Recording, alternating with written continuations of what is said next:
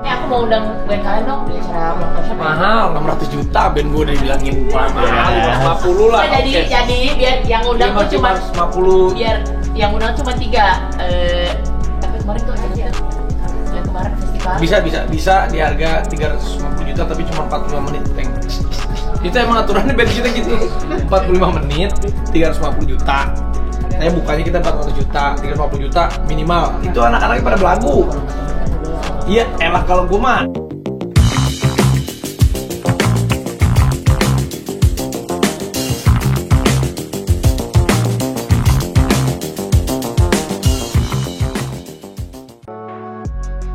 Raffi Ahmad dan band barunya, The Freedom, belum lama ini tampil sebagai bintang tamu dalam perayaan ulang tahun Azizah Salsa yang ke-20 tahun. Suami Nagita Slavina itu manggung bersama rekan-rekan satu bandnya yang terdiri dari Andre Taulany, Desta, Dikta, dan Surya Insomnia. Band tersebut diketahui baru aktif tahun ini. Meski baru debut, rupanya bayaran band The Freedom sangat fantastis. Diungkap Ayu Dewi, sekali mengundang The Freedom butuh kocek senilai 1 unit rumah. Hal itu bermula dari celetukan Ayu Dewi yang berniat mengundang The Freedom untuk mengisi acara ulang tahun kepada Raffi Ahmad. Aku mau undang band kalian dong di acara ulang tahun siapa ya? Ujar Ayu Dewi dalam video vlog YouTube-nya, Jumat tanggal 27 Oktober tahun 2023. Mahal, 600 juta rupiah band gue, udah dibilangin. 550 juta rupiah lah kalau cash, balas Raffi Ahmad. Kemudian dua sahabat itu saling nego untuk harga pasti.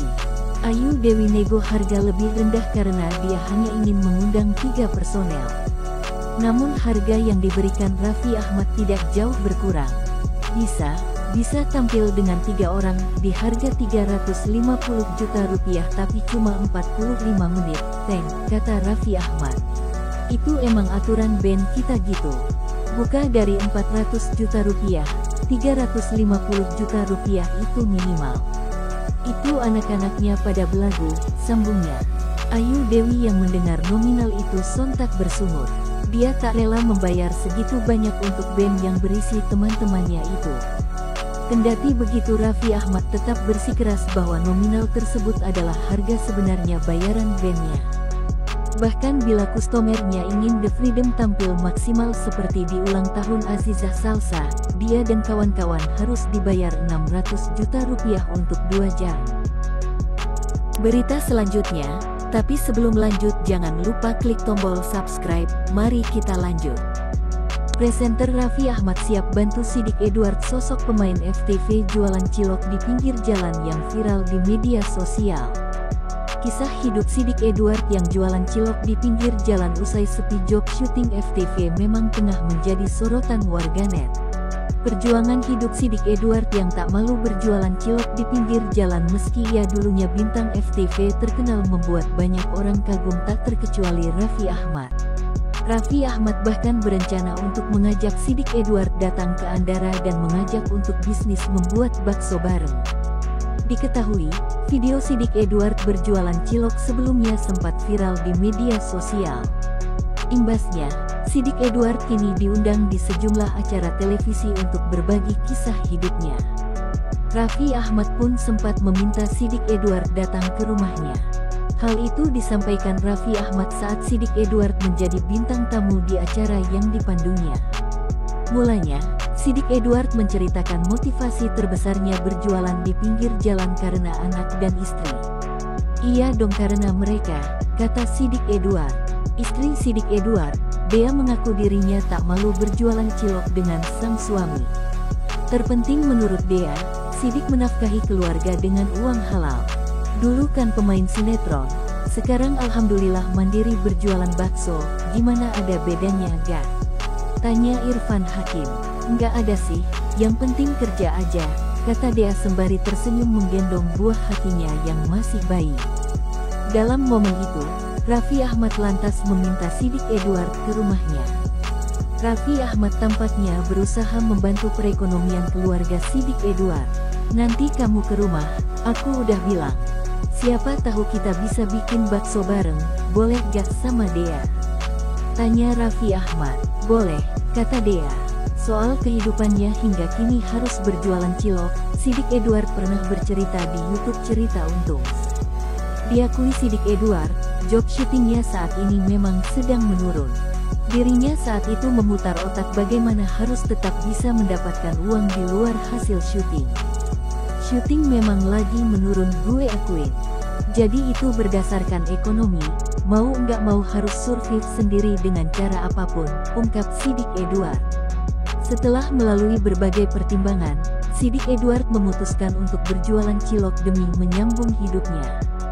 Alasan Sidik Edward memilih berjualan cilok karena menurutnya, tidak membutuhkan modal yang terlalu besar. Jadi ya udah dengan modal kecil, apa yang Sidik bisa jalanin, sekarang jualan cilok, jelas Sidik Edward.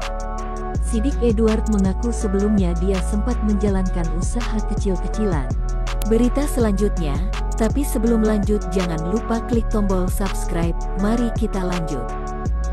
Meski lebih dulu dikenal sebagai artis, Raffi Ahmad kini juga menjadi seorang pengusaha andal dengan berbagai lini usaha. Dalam ajang seminar kewirausahaan untuk generasi Z di Universitas Pamulang Unpam, Raffi mengatakan, memulai wirausaha di usia muda itu penting dan banyak keuntungannya. Apalagi saat mahasiswa, waktu relatif luang untuk bisa melakukan latihan berkreasi dan berwirausaha. Menurut Raffi, sejak dini, jiwa kewirausahaan harus dilatih secara terus-menerus. Raffi melihat usia mahasiswa adalah usia yang tepat untuk memulai wirausaha. Saat mahasiswa, jiwa keberanian dan kenekatan itu muncul dan jika disalurkan untuk wirausaha akan menjadi positif dan waktu luang. Jadi saat masih muda, harus dimanfaatkan untuk belajar dan belajar. Belajar wirausaha dari yang kecil, cobalah merintis bisnis kecil-kecilan. Jika bingung akan memproduksi apa, mulailah dengan berdagang dan menjual produk orang lain terlebih dahulu, ucapnya dalam siaran pers. Selain Raffi, anggota Komisi Si DPR Andi Ahmad Dara yang hadir di ajang serupa mengatakan, generasi Z adalah masa depan bangsa yang akan menentukan kemajuan Indonesia menuju Indonesia Emas 2045.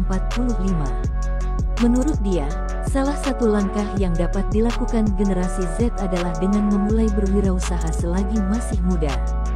Mumpung masih muda, kesempatan dan peluang masih sangat terbuka, jangan takut gagal, karena kalau gagal masih banyak kesempatan untuk memperbaikinya.